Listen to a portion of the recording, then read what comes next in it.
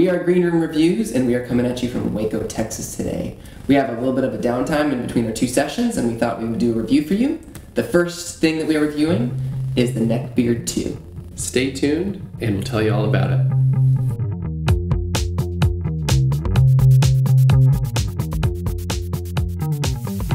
If you haven't already, please click like and subscribe below to support the channel.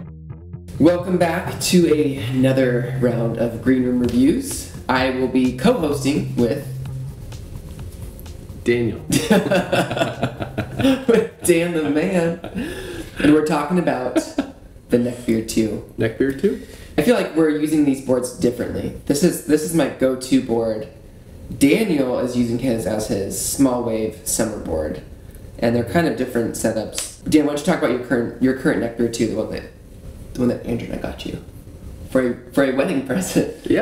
Yeah, so the volume is a little bit more than I normally ride. So I think I don't even know what I normally ride. I think I ride at 32 liters, and I think it's around 34.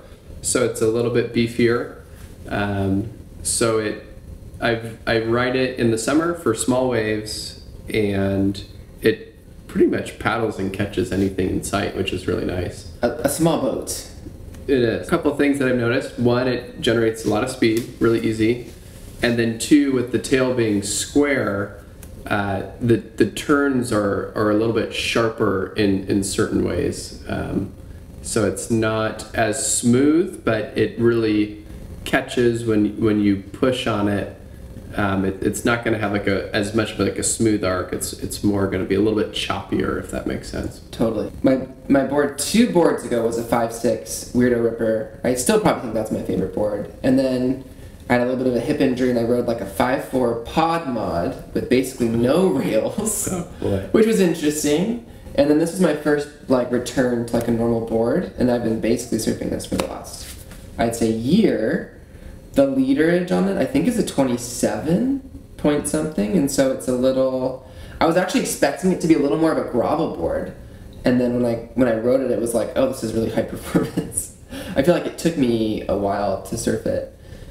At least to get used to it. My findings are that I really like this board on my backhand, but not necessarily. It's more fickle on my forehand. I feel like you need more.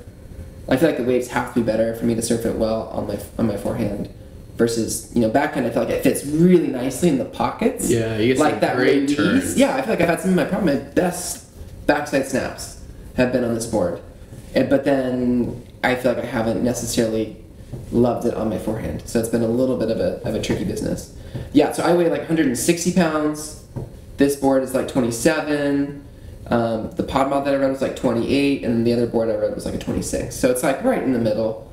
So I would call it a typical volume for me. It has these really, like how you were describing it, sharp, or it just fits into these pockets so nicely. And then obviously the tail is so wide. You look at it and you think like, how is this board gonna even work? But I don't know how it does it, but I mean, it's like the release. I don't surf smoother on it though. I definitely surf more choppy. This is more, you're looking for that spot to flare and push it. Exactly. So in terms of foot orientation, or front foot, back foot, I feel like Daniel and I are pretty front foot oriented. Like we like to kind of, I don't know, put more weight on our front foot. Sometimes lift up the back foot and just ride the front foot. We're definitely front heavy, maybe a little bit neutral, but we surf on our front foot more. Yeah, I would think so. Yeah. And I feel like this board suits that, It's definitely for more down the line speed. Not super smooth cutbacks. It's more of snaps, airs. The other cool thing I feel like on my front hand that I've been able to experience on this board is I feel like when you do a cutback and then you kind of push at the end and tweak it, this tail I feel like releases, and you have a little, it's easier to release on that. It's it breaks free and slides, which is kind of cool. We normally rate our boards on 3 different things: performance, fun, and value. Let's start with performance. What would be your rating? What's your take on the performance of your board?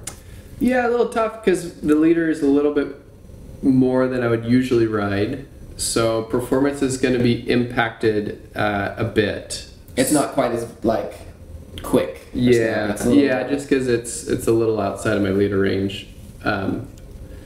So maybe I'd go with 3.5 out of 5 on performance, but that's also reflective of, again, the leaders being outside of my normal Totally. surfing range. Yeah.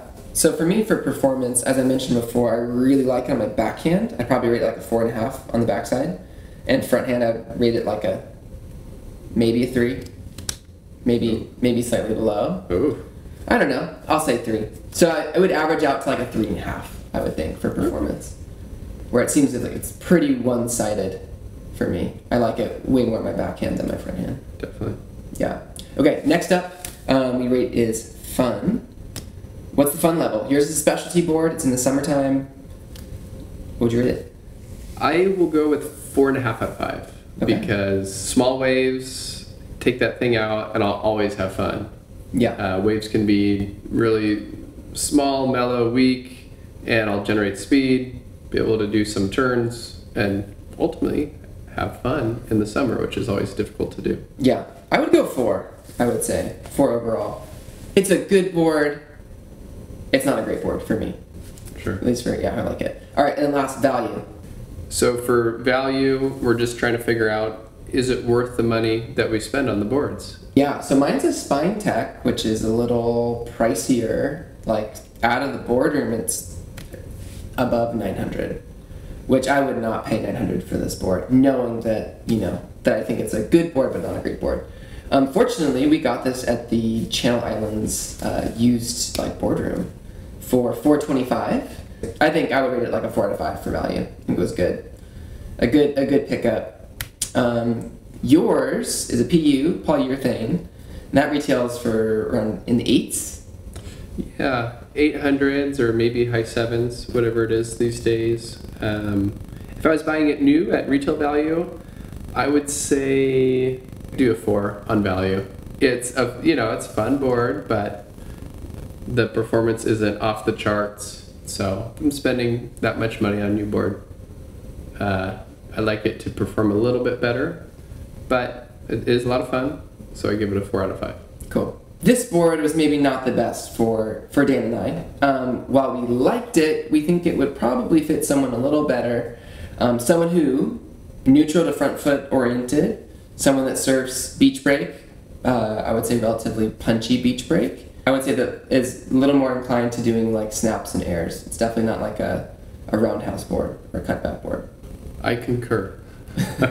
Yeah, maybe something like Newport Beach.